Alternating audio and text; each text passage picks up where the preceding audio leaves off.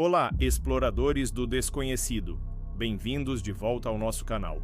Hoje vamos embarcar numa jornada fascinante pelas areias do tempo, de volta à antiga Mesopotâmia, o berço da civilização. Nosso destino? Desvendar os segredos de um dos grupos de divindades mais enigmáticos e influentes da história, os Anunnaki. Quem eram eles? Deuses criadores, viajantes celestiais ou simplesmente símbolos poderosos da psique humana? Preparem-se, porque a história deles é mais complexa e intrigante do que vocês imaginam. A primeira vez que ouvimos falar dos Anunnaki é em textos sumérios, escritos há mais de 4.000 anos em tábuas de argila. Naquela época, a Mesopotâmia, a terra entre os rios Tigre e Eufrates, era um caldeirão de inovação. Eles inventaram a escrita, a roda, a astronomia e também nos deram um panteão de deuses incrivelmente rico. Dentro desse panteão, os Anunnaki ocupavam um lugar de destaque. A palavra Anunnaki é geralmente traduzida como sendo aqueles de sangue real ou descendência principesca. Originalmente, eles não eram um grupo único, mas sim um termo coletivo para as principais divindades do panteão sumério. Eles eram os filhos do deus do céu, An, e da deusa da terra, Ki.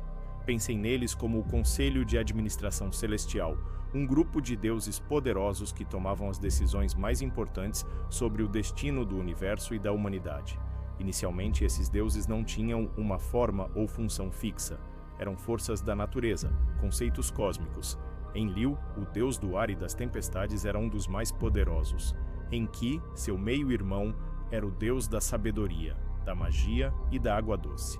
Ninhursag era a deusa-mãe, ligada à terra e à fertilidade.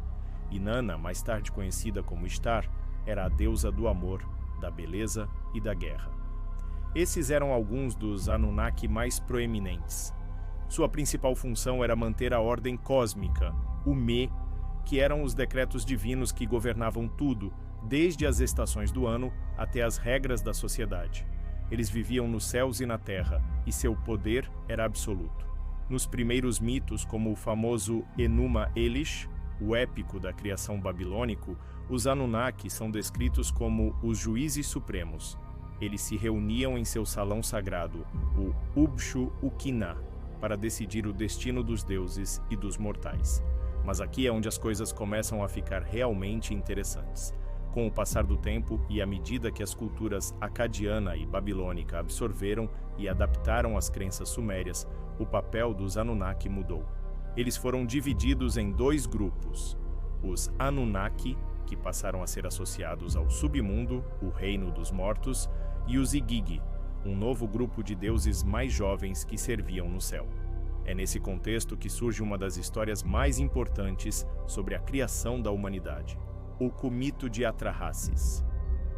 Segundo essa narrativa, os Igigi, os deuses menores, estavam cansados de seu trabalho pesado de cavar rios e manter o mundo.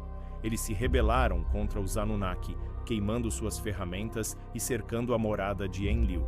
Diante dessa crise, Enki, o astuto deus da sabedoria, teve uma ideia brilhante.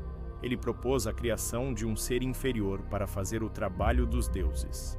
E assim, com a ajuda da deusa-mãe Nintu, eles pegaram argila, misturaram com o sangue de um deus sacrificado e moldaram o primeiro ser humano.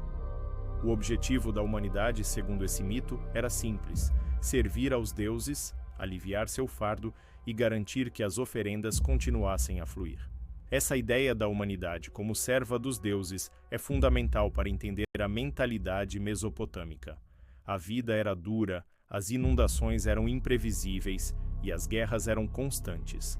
Acreditava-se que tudo isso acontecia porque os deuses estavam zangados ou insatisfeitos. Portanto, o propósito da vida era apaziguar essas poderosas entidades através de rituais, sacrifícios e obediência.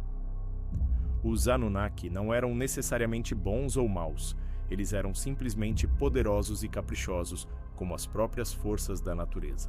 Agora vamos avançar alguns milhares de anos no tempo. No século XX, essas histórias antigas ganharam uma interpretação totalmente nova e, digamos, espetacular. Autores como Zecharia Sitchin pegaram as traduções dos textos sumérios e as reinterpretaram através de uma lente muito moderna, a teoria dos astronautas antigos. Segundo Sitchin, os Anunnaki não eram deuses, mas sim extraterrestres de um planeta chamado Nibiru, que teria uma órbita longa e elíptica ao redor do nosso Sol. Ele afirmou que esses seres vieram à Terra há cerca de 450 mil anos em busca de ouro. Por quê? Para reparar a atmosfera de seu planeta natal. A história da rebelião dos Igigi e da criação da humanidade foi reinterpretada como um evento histórico. Os Anunnaki precisavam de trabalhadores para as minas de ouro, então eles usaram engenharia genética para atualizar os hominídeos primitivos, criando o Homo sapiens, nós, para serem seus escravos. Essa teoria é sem dúvida cativante. Ela pega os elementos dos mitos, deuses vindo do céu, criação da humanidade a partir da argila e do sangue de um deus, e os traduz para uma linguagem de ficção científica, naves espaciais, engenharia genética e exploração de recursos interplanetários. Sitchin e seus seguidores apontam para vários textos e artefatos, como o selo VA-243, que eles afirmam mostrar o nosso sistema solar com Nibiru incluído como prova de suas teorias. No entanto, é crucial dizer que essa interpretação é amplamente rejeitada pela comunidade acadêmica. Historiadores, arqueólogos e especialistas em línguas antigas apontam que as traduções de Sitchin são, na melhor das hipóteses, problemáticas e, na pior, manipuladoras. Por exemplo, a palavra Anunnaki nunca significou aqueles que do céu para a Terra vieram. O suposto planeta Nibiru é, na maioria dos textos, associado ao deus Marduk ou ao planeta Júpiter, não a um corpo celeste errante. E o selo que supostamente mostra o sistema solar? Os acadêmicos dizem que é simplesmente uma representação de estrelas. Então, onde isso nos deixa? Temos duas visões muito diferentes dos Anunnaki. De um lado, a visão histórica e mitológica. Um conselho de deuses mesopotâmicos que governavam o cosmos, julgavam os mortos e viam a humanidade como seus servos. Eles eram uma maneira de explicar o mundo, de dar sentido ao caos e de estabelecer uma ordem social e religiosa. Do outro lado, temos a interpretação moderna dos astronautas antigos, uma raça de alienígenas avançados que nos criaram para seus próprios propósitos. Essa visão, embora não tenha base acadêmica, toca em algumas das nossas maiores questões. De onde viemos? Estamos sozinhos no universo? E qual é o nosso propósito? Independentemente de qual versão você ache mais convincente, a história dos Anunnaki é um testemunho poderoso da busca humana por significado. Seja como deuses ou como alienígenas, eles representam uma força maior que nós, uma origem que está além do nosso alcance imediato. Eles nos forçam a olhar para o céu, para o passado e a nos perguntar: quem somos nós? A verdade é que os mitos mesopotâmicos são incrivelmente ricos e complexos por si só.